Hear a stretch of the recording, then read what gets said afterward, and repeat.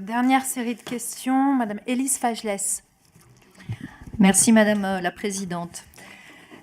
Monsieur le ministre, vous avez évoqué ces violences qui appellent des réponses. Vous avez évoqué les violences évidemment liées au mouvement des Gilets jaunes en marge de ces manifestations, les violences du 1er mai, également les manifestations qui ont lieu contre la loi travail. Je voudrais revenir contre celle-ci, puisque déjà à l'époque, nous avions remarqué la présence de Black Bloc en tête de cortège et de leurs pratiques émeutières. Et moi, j'ai le souvenir, au cœur de ma circonscription, de hordes de casseurs qui sont venus semer la terreur et détruire des magasins, détruire du mobilier urbain dans un quartier qui avait été quelques mois seulement auparavant lourdement touché par les attentats. Et puisque Monsieur Bernalicis, vous évoquez une vidéo dont il faut avoir le souvenir, moi aussi j'ai en souvenir une vidéo du 18 mai 2016 d'une voiture incendiée avec des policiers à l'intérieur sur le canal Saint-Martin.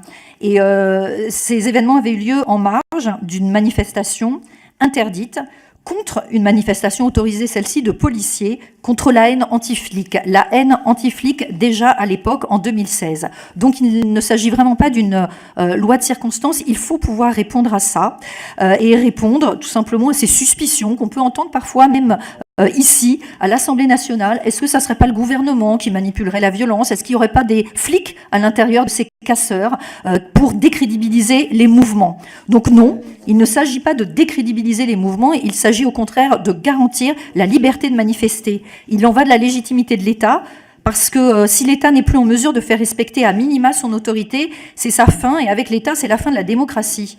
Parce que c'est bien la démocratie qui est en jeu qu'il nous faut défendre. Les casseurs, ils cassent des immeubles, ils cassent les symboles du capitalisme, mais pas seulement, c'est aussi nous, ceux que nous représentons, qui sommes visés.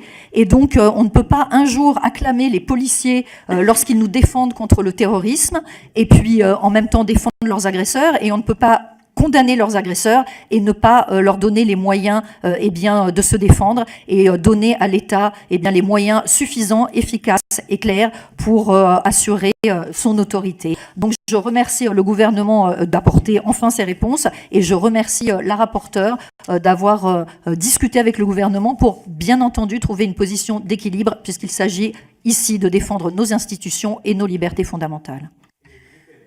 Je vous remercie. Monsieur Thomas Rudigoz.